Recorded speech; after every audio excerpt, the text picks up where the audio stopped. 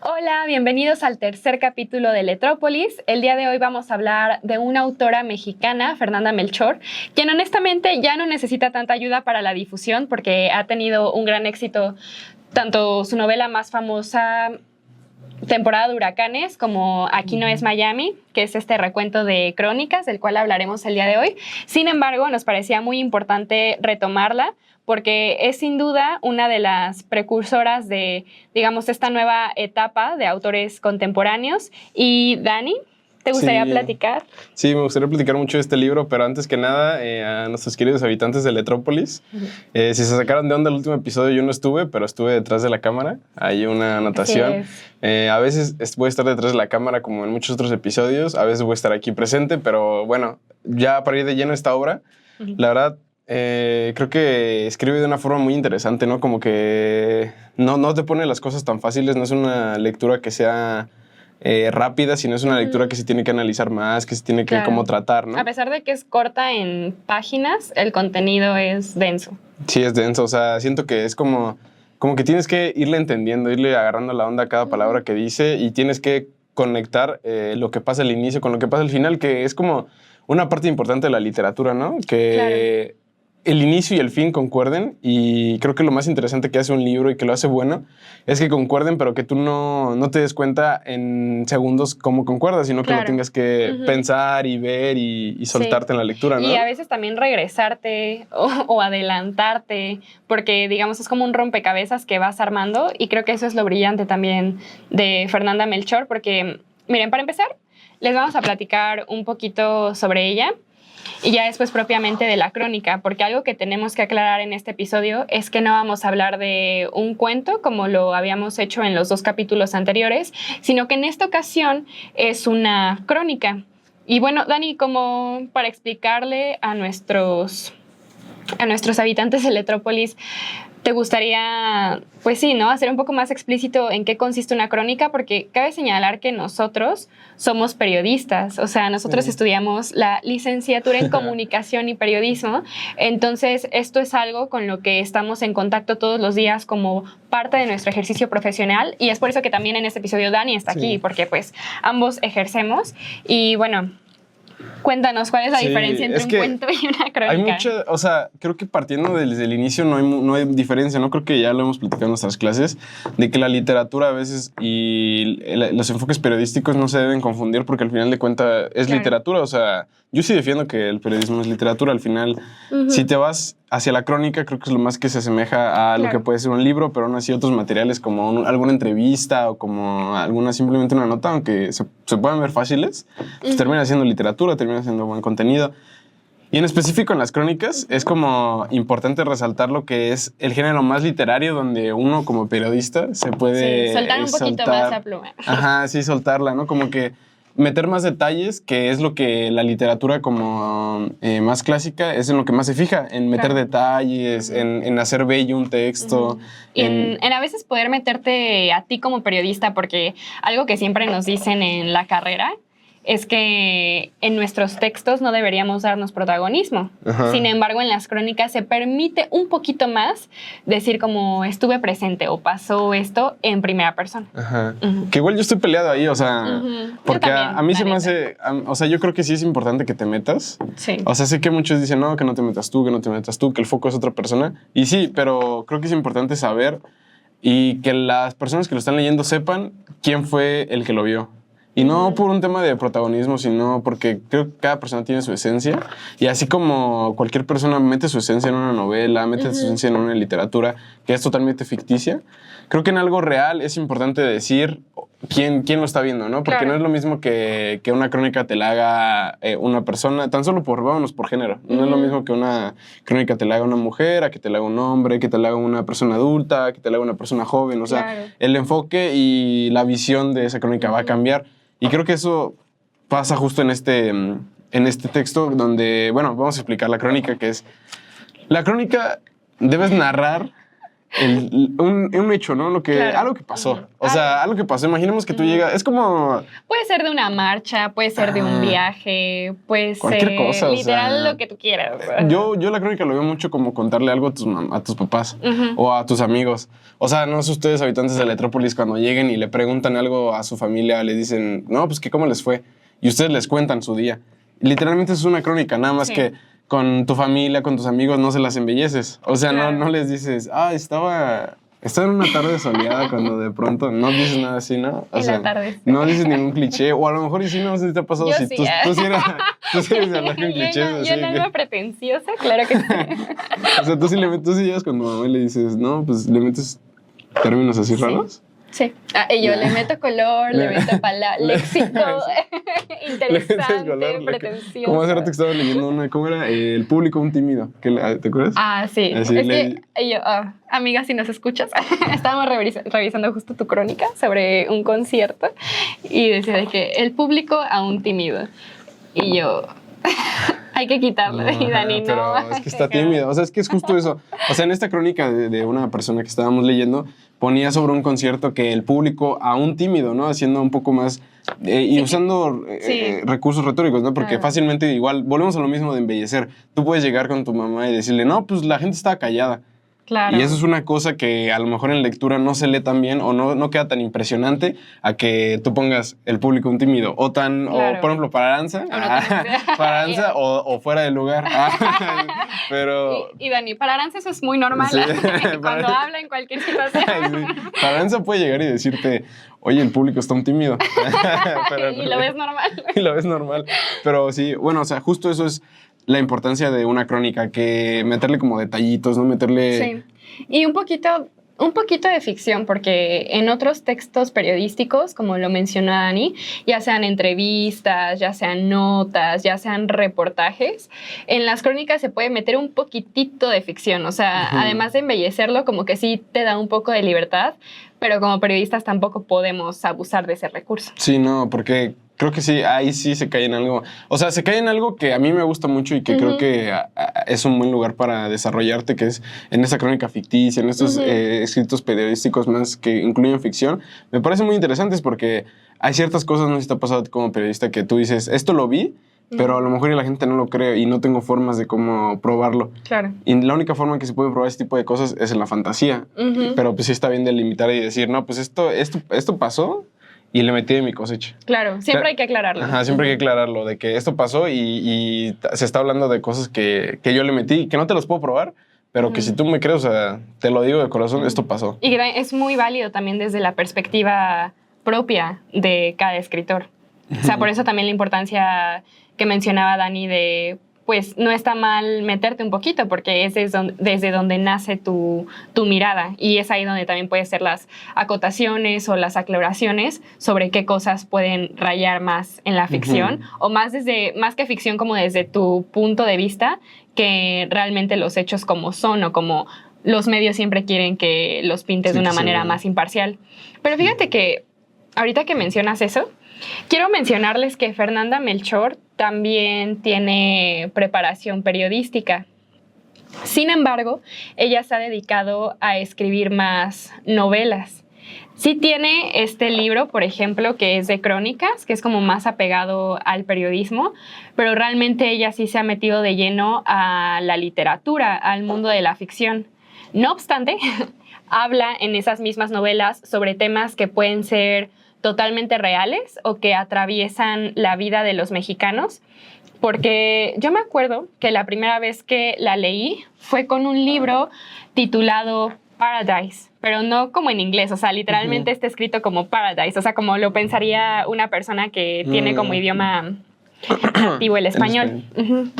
Pero en esa novela, porque era una novela, hablaba de muchas violencias cruzadas, de una cadena de violencias que desembocaba en la muerte para algunos y para otros en otro tipo de circunstancias aún más lamentables, a mi parecer, como violación, como robo, como asesinato, porque la historia más o menos iba de dos hombres jóvenes, uno adinerado de complexión gorda, quien por eso mismo se sentía muy acomplejado, pero este chico era adicto a la pornografía y le encantaba físicamente, se sentía muy atraído a su vecina.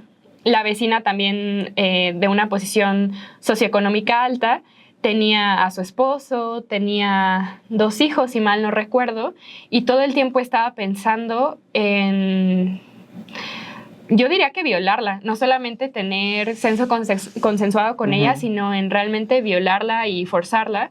Y por otro lado, estaba otro chico, igual joven, pero de clase trabajadora, quien de hecho trabajaba para la familia de la señora Marianne, que era con quien el gordo, así lo apodan en la novela, estaba obsesionado. Entonces, como este chavo, el segundo, trabajaba, carecía de dinero, no le gustaba la dinámica con su familia, por lo mismo de que se sentía frustrado por esta posibilidad económica, en algún momento decide apoyarlo a entrar a violar a la señora Marianne, pero para él aprovecharse de, no de violarla también, sino de robar dinero, pertenencias de la familia, para que después él pueda como huir del pueblo, alejarse de su mamá, alejarse de su prima, a la cual había embarazado porque tuvo una relación incestuosa con ella. Entonces son como estas narrativas que maneja Fernanda Melchor y yo digo, pues es muy crudo, pero es muy real. O sea, creo que en algún punto por todos los personajes puedes sentir una empatía hasta cuestionable para ti mismo porque dices, no quiero empatizar con él o con ella, casi no, pero pues o sea, como con todas estas violencias que también lo atraviesan, pues entiendes un poco el contexto y de dónde nacen estos problemas. Y eso es lo que hace Fernanda Melchor. Complejiza mucho las situaciones. Entonces, en esta segunda ocasión, que ya la leí con su recopilación de crónicas, porque Aquí no es Miami, ese es el título de una crónica, de las que están adentro del libro. Sin embargo, se compone de unas que serán unas como 12 más, y precisamente la que elegimos para hablar hoy se llama El corrido del quemado. Y déjenme decirles que fue selección de Dani, porque vimos nada más los títulos y dijimos como de, ¿cuál estaría buena para el podcast? Hay que elegir. Y dijo Dani, esta. Sí, ¿cuál queda bien? ¿Por qué te llamó la atención? Es que la escogí por El corrido del quemado porque ahorita es marzo, no, perdón, mayo. Se parecen, pero no son. Está mayo y ahorita estamos en México y aquí en la ciudad de Letrópolis ha habido un fuerte... Han estado sonando mucho el tema de los corridos en relación con México y con la seguridad que se está viviendo. Sí. Y me dio risa, la verdad, cuando escuché el nombre del corrido del quemado. Pero o sea, es como de esa risa que solo los mexicanos entendemos de que hay tanta violencia que a veces solo puedes como... Sí, o sea, es que yo me imaginé, o sea, dije el corrido del quemado, me imaginé que sí iba a ser algo como lo que es. De un quemado. Sí, vaya la redundancia. Pero, o sea, me dio risa del corrido del quemado y lo escogimos básicamente por eso. Nos enfocamos en el nombre. Y bueno, lo escogimos. Suena manada, ¿verdad? Porque lo escogí yo. O sea, bueno, ella me dijo, y Dani, Aran se impuso el libro. Sí, Aran se impuso el libro y yo creé la crónica, pero sí, se llama El corrido del quemado y es, bueno, no sé, vamos a pasar de lleno. Bueno, antes de entrar de lleno, 2 cosas. Una... sobre la crónica para recuperar, para que se quede claro en sus cabezas de Letrópolis, que una crónica, a grandes rasgos, es lo que tú llegas y le platicas a tu mamá al final del día, a tu hermano, a tu novia, o a la persona con la que, a tu novio, o a la persona con la que convivas, a tu amigo. A tu perro. A tu perro, sí, a tu perro, a tu pez, a tu tortuga, lo que tenga, al ser con el que platiques en las noches cuando llegues. Eso es una crónica, pero así bonita, escrita de forma que interesante, que llame la atención y de una forma que a la gente pueda hacer sentir que está en ese lugar. Porque no es lo mismo contar simplemente como por encima, sino contarle a la gente de una forma que siente que está ahí, que viva todo, que todo lo que tú viste, las sensaciones, las emociones, los sonidos, todo lo que tú viste, escribirlo para que la gente lo sienta. Entonces, bueno, ahí partimos sobre la crónica y esto es una crónica que creo que sí lo logra porque el corrido del quemado empieza, les voy a leer cómo empieza, 2002. El gordo, sin quitarse los lentes oscuros, comenzó a pasear sus manazas sobre el teclado. Voy a cantar un corrido que de mi memoria escapa. Con florecitas de acordeón, un bailecito de sus dedos. Cantaré lo sucedido allá por Tatahuicapa. que eso es algo, bueno, eso fue el inicio de la crónica, pero algo importante aquí a decir también sobre esta crónica, que los nombres no están fáciles. No, son muy complicados. Es que son como todas ubicaciones de Veracruz. Porque además Fernanda Melchor es Veracruz. Es veracruzana. Entonces, pues sí, le atraviesa mucho pues estos temas, pero la verdad es que sí. Además de que está difícil la crónica porque se salta de unos años a otros, de unos personajes a otros y siendo bien honestos, no entendimos al principio muy bien por dónde iba la historia o cuál era el propósito, como nos perdimos mucho, incluso nosotros, quienes todo el tiempo estamos escribiendo cosas así o leyendo cosas así por lo que nos demanda la carrera, pues sí era un poquito complejo entender la historia y más si le suman la pronunciación.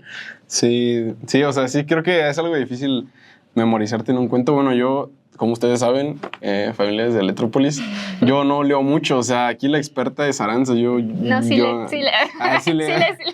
o sea, sí leo, pero no, o sea, estoy en el mismo nivel que ustedes, no leo mucho, entonces hay cosas que a mí como lector se me complican y yo llegué con Aranza y le dije, no, pues es que, ¿qué pasó aquí? No? O sea, ¿tú qué entendiste? Porque yo no entendí. Y para su sorpresa, yo llegué con las mismas preguntas. Imagínense cómo está esta lectura, porque Aranza llegó con esas mismas preguntas de, no, pues tú qué entendiste, yo, no, pues tú qué entendiste. Sí. Y así nos fuimos armando lo que hoy les estamos presentando, que no sé si quieres comenzar un poco con la historia de qué se trata. Bueno, definimos varios ejes temáticos sobre los que les vamos a tratar, que vendría a ser los roles de la policía. Los roles de la policía. En los municipios, en cosas más internas y de México. Del país de comunidades, México. incluso podría decirlo.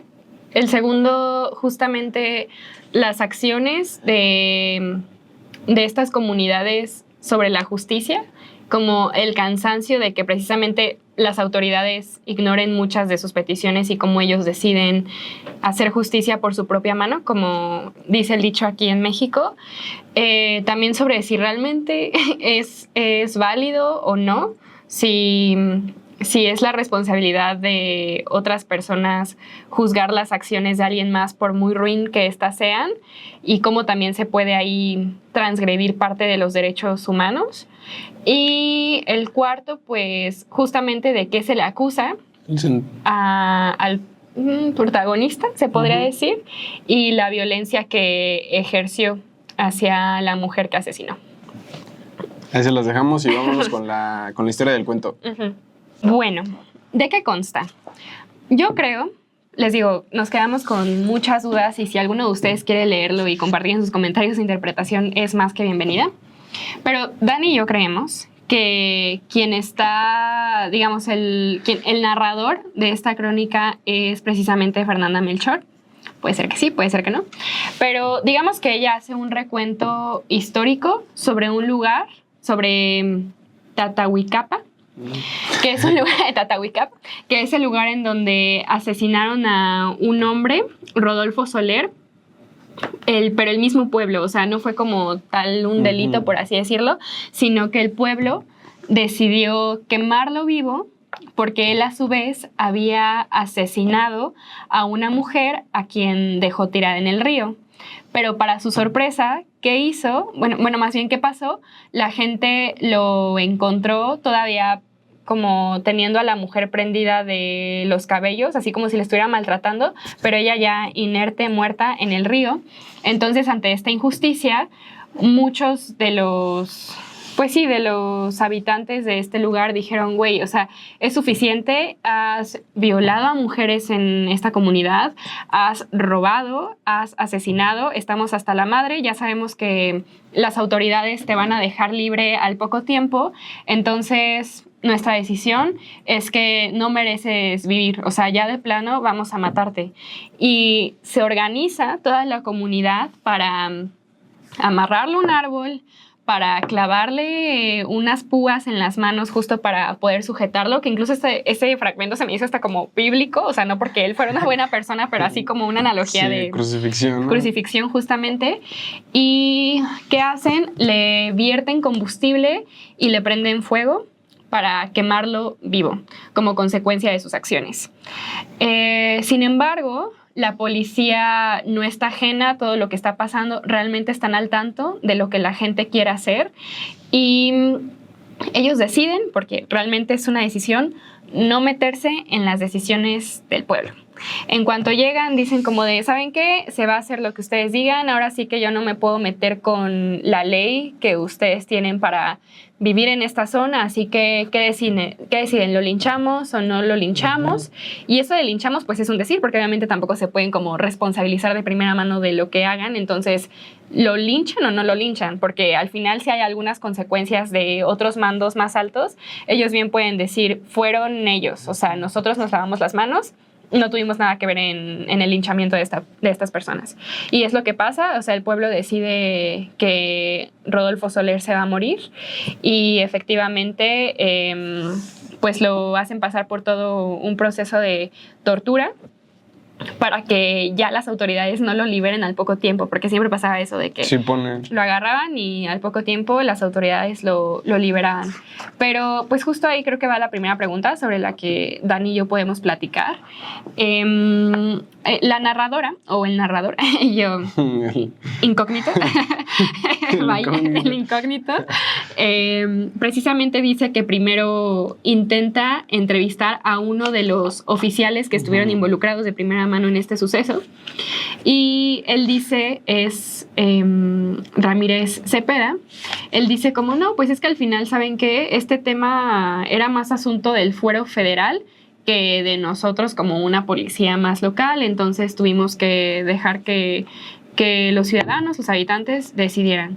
Pero justo yo creo que ante esta cadena de violencia, pues es bien sabido, la verdad, que en México hay mucha corrupción y que, o sea, hasta por algo, digamos, no tan grave como cometer una infracción.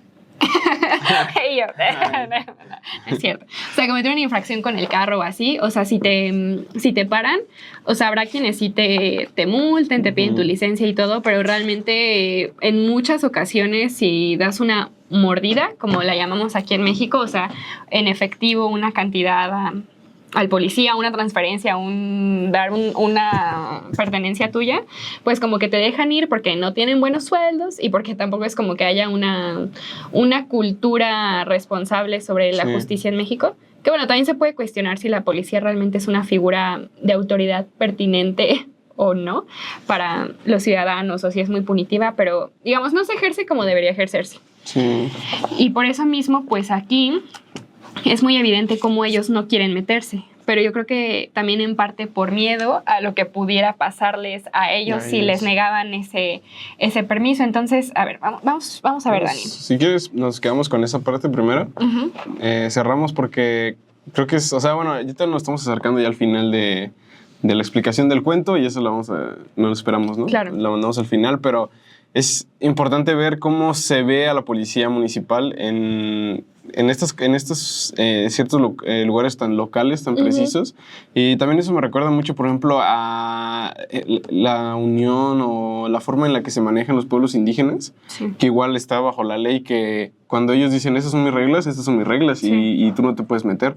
Pero creo que aquí no narra tanto ese tema. Se va más al tema de la impunidad, de decir, dice, no, es que si se los dejamos lo van a soltar. Claro. Y no te estoy echando la culpa a ti, policía, te estoy echando la culpa al sistema en general. O sea, no es tu culpa de que tú lo vayas a agarrar y que lo suelte, no es tu culpa, sino lo que estoy diciendo es de que si te lo dejo, tarde que temprano lo vas a soltar. Claro. Y es donde viene el dilema de justo lo que acabas de decir, oye, la policía, ¿cuál es el uso que se tiene? ¿Cómo lo ve la gente? Porque por una parte tú dices, entonces la policía nomás está aquí para cobrarme mordidas. O sea, nomás está para cobrarme mordidas o está para defenderme. Claro. O está para defenderme o solo está para cuidar mientras yo estoy linchando a otra persona. Es como este dilema de, pues, ¿para qué está la policía, no? ¿Para qué nos sirve? ¿De qué forma nos está ayudando? Y creo la historia y los datos de México nos han mostrado que muchas veces pues, la policía nomás está ahí pues, para cobrar mordidas, para detener a gente y liberarla, o para nomás estar viendo. Sí, no, y además hasta de cierta manera,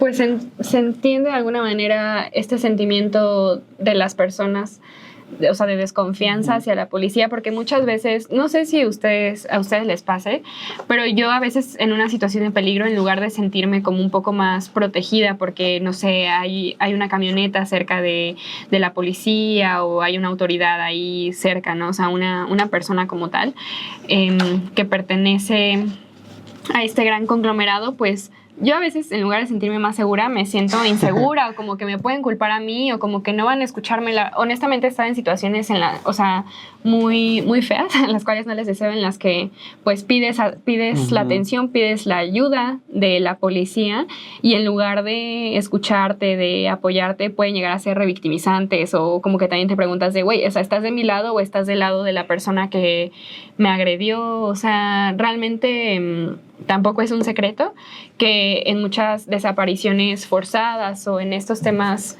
tan violentos y tan dolorosos para el país, pues tanto la policía como el narcotráfico, o sea, son una coalición, o sea, realmente como que se unen para, sí, o sea, como para seguir como perpetuando estas cadenas de violencia, de impunidad y pues, o sea, pues hasta cierto punto la desconfianza es totalmente legítima, ¿no crees? Sí, pero ahora vamos a la siguiente pregunta, ciudadanos de Letrópolis, que ustedes qué piensan, a partir, y tú igual, a partir de que existe esta impunidad, de que existe esta percepción de seguridad sobre la policía, ¿ustedes tomarían justicia por su propia mano? O sea, creo que es un dilema aquí muy claro que te dice, oye, o sea, tú no me estás ayudando, lo voy a hacer yo. Pero claro está que en un estado de derecho, pues eso no está bien, porque cada persona tiene derecho a defenderse, a decir yo no lo hice, todos tienen defenderse de derechos humanos. Así hayan cometido algo o no. Pero ahí te va. Ajá. Yo creo que no todos tienen derechos humanos. ¿Tú crees que no? Yo creo que no todos tienen derechos humanos. ¿Tú crees que debería limitarse para quiénes?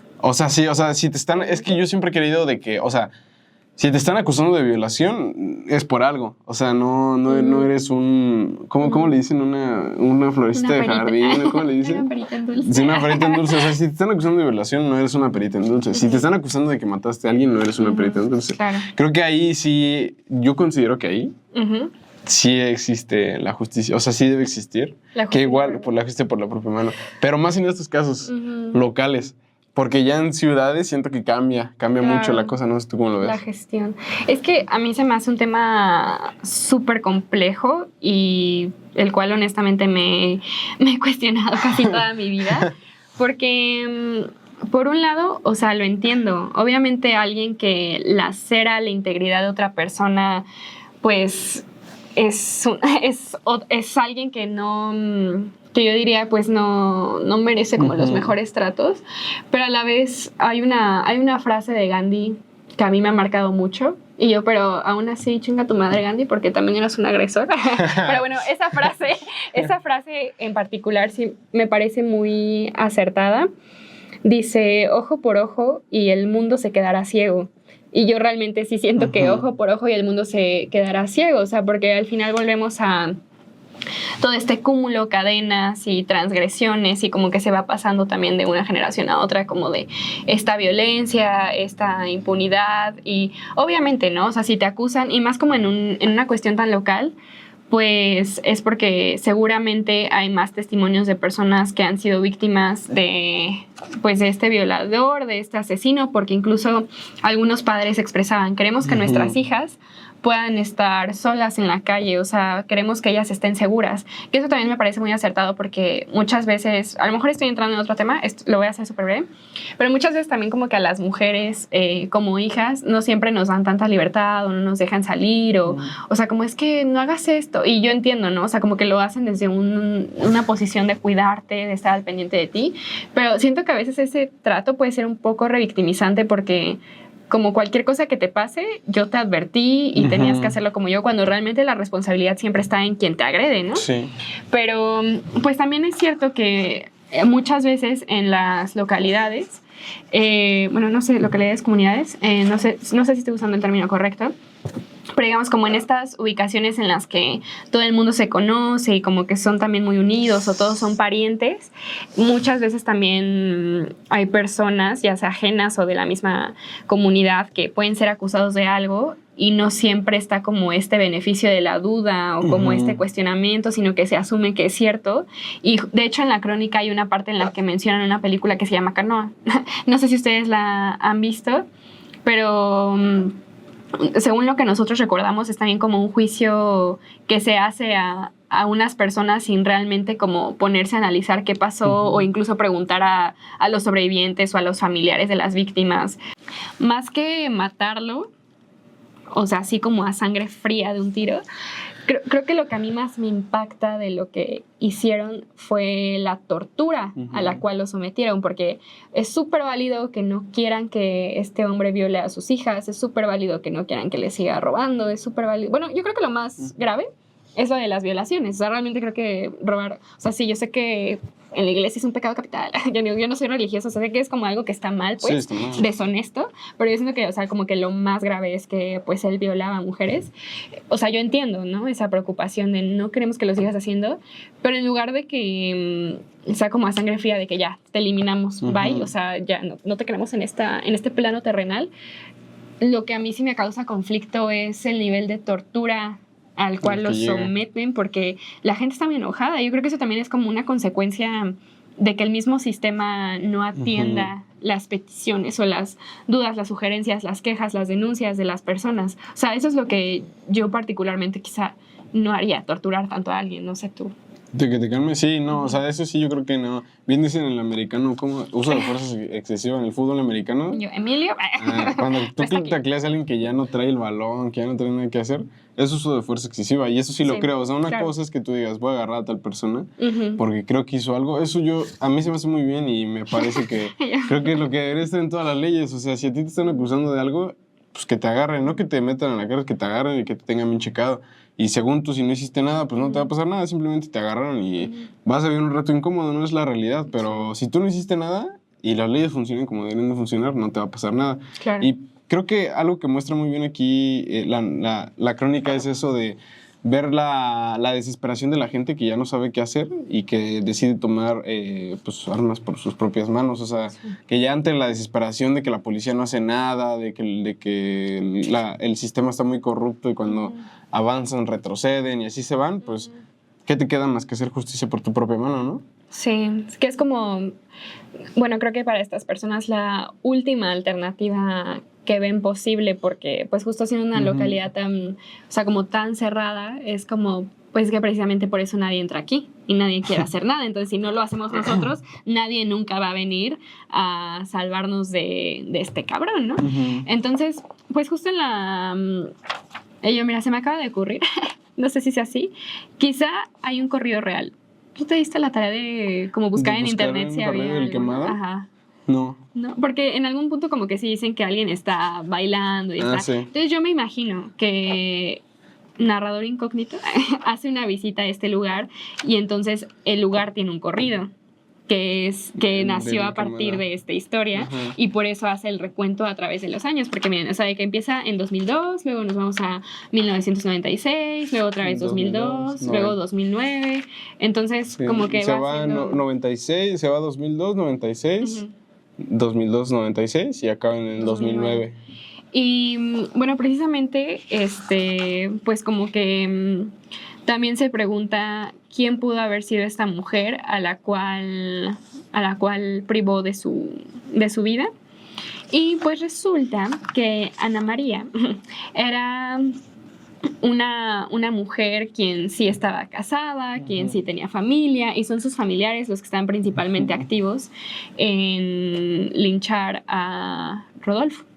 Entonces, pues también siento que pone en evidencia como siempre en cualquier circunstancia, yo no digo que obviamente los hombres no puedan ser víctimas o sobrevivientes de esta violencia, pero sí en la mayoría de los casos quien está más vulnerable a sufrirla o a que le sea atravesada pues son las mujeres, ¿no? Y específicamente la violencia sexual, desafortunadamente, que yo creo que puede ser como la peor de las violencias porque atenta contra tu cuerpo, contra tu placer, contra quizá ya jamás volver a disfrutar de esa parte de tu vida porque alguien te agredió o te traumó psicológicamente. No digo que sea imposible recuperar tu vida porque tampoco quiero que ese sea el mensaje, ¿no? Que se le queda a las mujeres sobrevivientes de esto, pero pues sí es algo pues realmente lamentable y algo que puede costar pues, aún más trabajo que otros tipos de violencia. Entonces, pues sí me parece como también muy prudente que Fernanda Melchor haga, pues sí, ¿no? Como este señalamiento sobre cómo las mujeres siempre somos quizá las más susceptibles a ser agredidas de esta forma. Y algo que me llama mucho la atención, Dani, no sé si a ti, como periodista, es que, o sea, Fernanda Melchor como que tiene su preparación, sin embargo, ella eligió hacer ficción. O sea, porque creo que todos los periodistas, los chingones, ¿verdad? Las que sí queremos hacer investigaciones más sardas, más obscuras. No es cierto, todos son honorables. Pero bueno, digamos como quienes están más metidos en estos temas como políticos, sociales, pues muchas veces sabemos que estamos como en esa cuerda de ser perseguidos o exiliados o incluso asesinados. O sea, realmente México es el país en el cual más periodistas mueren. O, por ejemplo, más exilian. Entonces... Es que deja tú, o sea, yo creo que ahorita ya la sociedad ha avanzado, bueno, en estos lugares, ¿verdad? Si te vas a, o sea, nosotros es en Querétaro, Letrópolis. La sede de Letrópolis es en Querétaro y gracias a nuestra fortuna Querétaro no es un lugar donde esté, vamos a decirlo, caliente esto, ¿no? Claro. Es decir, si te vas a otros lados como Sinaloa, inclusive Veracruz, si te vas a otros lados más así donde el poder político sigue influyendo mucho, ahí sí la verdad que es riesgoso hacer una profesión ardua y a fondo. Pero aquí lo que más afecta y lo que más como que nos perjudica a nosotros, es en el trabajo, en las áreas de oportunidad, porque es bien sabido que si tú le buscas más, que si tú te metes más, que si tú te adentras más, así sí es muy bueno en lo que estás haciendo, se te van a cerrar las puertas. Sí, y el periódico igual en el que te contraten de que bájale 2 rayas. Desde donde estás se te va a pedir que le bajes y en automático si no le bajas te vas a ir de ahí y cuando te vayas de ahí, pues lo más seguro es que nunca, o sea, tienes que ser muy bueno la verdad para que se te quite ese veto que se te dio, y creo que por eso es lo que tú justo dices, de que los periodistas, los que tratan de ir a esos temas, se terminan yendo. Regresamos al punto del inicio, ciudadanos de Letrópolis. Cuando tú estás haciendo investigaciones y tú dices, esto daña, esto no, te vas mejor a la fantasía. Sí. Y ahí te desenvuelves y ahí sí es un mundo completamente diferente, porque ahí ya hay mucha gente que igual de la fantasía se enoja y de la fantasía pueden surgir demandas, ¿no? Y además de la literatura, de la fantasía, de la ficción, también es la oportunidad para hablar de cosas importantes, que es realmente lo que hacemos en este podcast. O sea, usar como el cuento, el libro, el texto, etc., como pretexto para hablar de las cosas que sí importan en la vida real, al final del día. Sí, como una ley que aquí estoy leyendo, una cosa importante, que por ejemplo aquí dice, más bien la ley de cuerno de chivo, respondió el agente ministerial con una sonrisa siniestra mientras se sujetaba la villa de su pantalón y nos la mostraba. Es decir, o sea, esto creo que lo hemos visto en películas, no sé si ahí ustedes hayan visto series de narcotraficantes o lo que sea, pero esta imagen es muy clara y estoy seguro que todos las tenemos en nuestra mente. Un policía ministerial que está enseñando el rifle, ¿no? Como se dice coloquialmente, está enseñando la pistola, está diciendo, no, pues aquí como ustedes vean, como intimidando, ¿no? Entonces creo que es ese punto y si quieres nos vamos para ir cerrando al punto final de cómo sacar esa historia. Ok. Bueno, yo antes, solamente sí me gustaría decir que, o sea, yo no demerito pues el trabajo de Fernanda Melchor, realmente creo que ha puesto muchas conversaciones sobre la mesa. A veces también se le acusa de usar un lenguaje muy vulgar, no tanto en esta recopilación de crónicas, pero por ejemplo en Paradise, en Temporada de Huracanes, pero pues creo que más bien lo hace como muy cercano a toda esa violencia que desafortunadamente atraviesa a todo nuestro país. Y o sea, yo creo que lo que medianamente ayuda a México es que es un territorio muy grande en comparación con otros países como Guatemala, Honduras, Belice, o sea, que realmente son estos territorios en los que cualquier foco rojo, pues es súper exponencial porque son territorios pequeños, pero pues aquí hay mucho espacio, por así decirlo, y de alguna manera pues podemos permitir decir que hay zonas calientes, otras que no lo son tanto, pero pues al final como mexicanos, así estemos en un estado de entidad federativa como lo es Querétaro, que es relativamente tranquilo, pues de cualquier manera siempre tenemos que estar alertas o informados o como con este miedo a que sabes que esas posibilidades pues son precisamente eso, una posibilidad de violencia, por más que parezca segura tu zona o tu lugar. Y por eso yo creo que pues Fernanda Melchor de alguna manera ha optado por el camino de la fantasía, que les digo, no está mal, o sea, de que le ha ido bien, o sea, económicamente súper bien, pero pues sí creo que muchas veces los periodistas terminamos en esas manos porque es muy pues desafortunado hablar y que te silencien. Bueno, no tanto eso, pero sobre todo que pueda ser perseguido, que pueda haber consecuencias hacia ti por finalmente contar la verdad o por estar del lado de las causas sociales. Una historia, sí. Pero bueno, ¿Cómo termina esta crónica?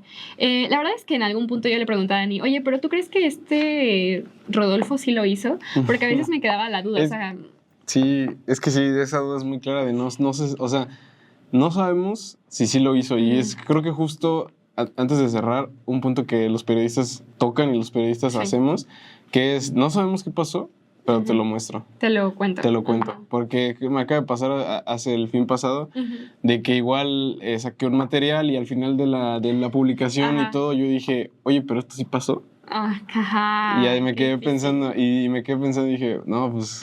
Y ya la conclusión que llegué, Ciudadanos de la Metrópolis, fue, pues ellos me lo dijeron. Claro. Y yo vi los papeles y sí, y según yo sí pasó. Cosas que hay en de fondo no lo sé. Y creo que eso lo muestra muy bien esta crónica, de decir, te muestra las dos partes, porque no sé tú, pero mientras lo vas leyendo, yo sí sentí un poco, no empatía, pero sí de decir, oye, es que ¿por qué le estás cortando eso? O sea, oye, ¿sí lo hizo? Oye, ¿estás seguro que sí lo hizo? O sea, sí te hace pensar eso de, oye, sí lo hizo. Y creo que eso es su parte periodística.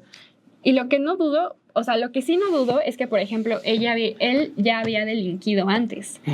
Pero no sé si precisamente con ella. O sea, ese es como ahí como que el vacío que deja un poco la crónica, porque, o sea, se asume que, pues, o sea, como que fue violento, la terminó matando, pero nunca sabemos si ese delito en específico es suyo. Y saben que es como algo que puede ser un poco de, ay, o sea, qué triste y qué raro. Pues a ella le entierran cerca de donde a él lo lincharon, porque a él lo linchan, les digo, como esta imagen bíblica, así como que amarrado a un árbol, y luego lo tiran y le siguen tirando así de que combustible y fuego. Pero pues realmente a ella la terminan enterrando como cerca de donde su presunto asesino lo agarraron. Entonces como de, o sea, es tan exponencial la violencia aquí que ni siquiera después de la muerte, o sea, ay, qué fuerte que decía, o sea, ni siquiera después de la muerte puedes estar tranquila, ¿no? O sea, después de la muerte, y en caso de que esto pasó, ¿qué es lo que apunta que pasó? Después de la muerte sigue al lado de su victimario, de la persona que la agredió, descansa al lado de la persona de donde se murió la persona que lo agredió. O sea, es algo muy... Y volvemos a lo mismo de la crónica. Esto no es... O sea, es fantasía, sí. Pero estoy seguro que si nos vamos ahorita a una localidad, a muchas localidades, y hacemos un censo, va a pasar. Claro. Muchas veces. O sea, muchas veces va a haber muchos casos que te digan una vuelta. No, es que se murió mi hijo, pero el que lo mató era el del otro rancho, y pues ahorita los dos están descansando ahí. Y están juntas sus tumbas. Y tú dices, la violencia convive en cosas que ni tú te imaginas. Exacto. Entonces, pues los invitamos, honestamente, y los invitamos no nada más como de lean, sino como de genuinamente discútanlo con nosotros, porque se quedan algunos vacíos, pero los invitamos a leer esta crónica, a en general leer este libro, porque... Sí, la compilación, porque la verdad es que pues habla de este problema de narcotráfico, de violencia, de justicia, de autoridades, y creo que no tiene desperdicio en sus reflexiones, pero cuéntenos qué opinan de todo lo que hemos comentado. Puede que algunas de nuestras opiniones también sean cuestionables, por no decir funables, pero porque al final creo que es un ejercicio de reflexión el cual nunca se agota y en el cual creo que todos siempre podemos nutrirnos, porque... desafortunadamente por las condiciones en este país, y no dudo que en otros lugares de Latinoamérica, porque al final pues compartimos algunos rasgos culturales, pues es una realidad, y creo que es importante que todos abonemos a la conversación sobre qué hacer, qué no hacer y cómo seguir construyendo nuevas posibilidades de justicia, ¿no? Sí, y creo una cosa más sobre en específico esta crónica, y algo que reflexionar, que los invito a reflexionar, y a todas las personas que nos preguntemos, ¿qué carajos está pasando en los puntos más locales, en los puntos más céntricos? O sea, se oye mucho ahorita en las noticias de que en lo hiperlocal, ¿qué está pasando ahí? Porque se escuchan muchas noticias que se dicen, no, es que, por ejemplo, se dice, no, es que ya se perdió el control y el narcotráfico está gobernando el país, pero si tú te vas, en realidad lo que gobierna, y es donde tú dices, oye, eso sí está muy preocupante, donde gobierna son en como esa historia. Sí, claro. En puntos muy locales, en donde la policía no entra, y en donde nadie tiene ni idea siquiera que ese pueblo existe, ahí es donde literalmente el narcotráfico está gobernando. Entonces, creo que ese es un buen debate que esta crónica nos lo plantea de, oye, ¿qué está pasando ahí? O sea... ¿Cómo se desarrollan, cómo se están moviendo estas comunidades tan más locales que ninguna de las personas la tiene en su radar?